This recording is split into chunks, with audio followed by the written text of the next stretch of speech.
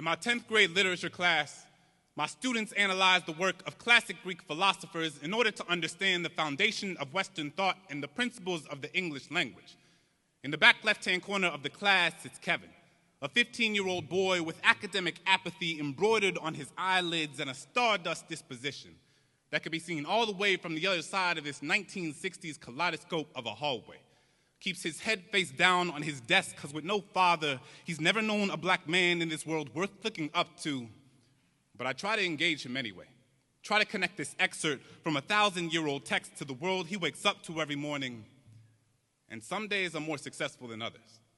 But today, Kevin comes up to me after class and says, "Mr. Smith, why do we even read this stuff anyway?"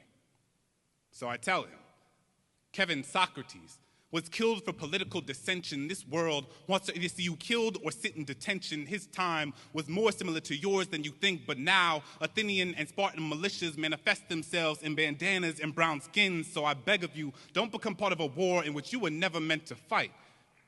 Listen, Aristotle said we are what we repeatedly do. Excellence, therefore, is not an act, but a habit. So you better act like you have it, because the only difference between you and these Greek philosophers is the scraggly beard, the wrinkly skin, and that silly-looking robe. But your ideas are no less profound, your insights no less enlightening, your values no less important. There are brilliant words bubbling from the ballpoint tip of your pen if you would just take off the cap. But what do I know? I'm just a 24-year-old public school teacher who continuously questions everything he's ever known. We have skin of a common complexion, but a lifetime of experiences more dissimilar than the solar system. So who am I to come into this classroom and tell you what to do?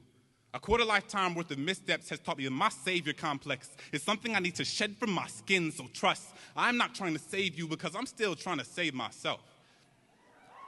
Honestly, how can I teach him to believe that he is Plato when gentrification has taught him he is nothing more than Play-Doh, something to be moved and molded at will by those doing the sculpting, so there's only one thing left to do. Become the sculptor and not the sculpted. Become the statistician and not the statistic. Kevin, I'm not perfect. I'm just the teacher trying to get you to understand all that you are already capable of doing, so I have no choice but to make sure you understand how to dissect this text, because me teaching you poetry through Lil Wayne lyrics won't help get you into college. We will work until concepts like the prison industrial complex and the achievement gap are archived into the library of America's imperfections. You will learn to read critically, write consciously, speak clearly, because that is the only way this world will ever listen to what you have to say. So let's make this world you in more than just Jordans and prisons. Let's flip that and have them see you with college admissions. Show them you are more than just a jumble of brown-faced quantitative data on charts and spreadsheets. Show them there is an Aristotle awaiting to be awakened in your chest. Show them there is a Plato pumping potential through your veins. Show them there is a Socrates ready to spring forth from your throat. Your Mount Olympus is standing right in front of your face.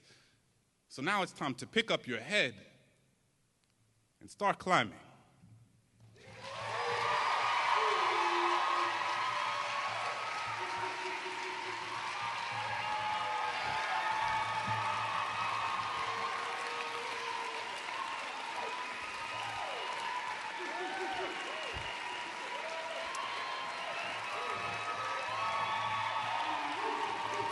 Thank you, guys.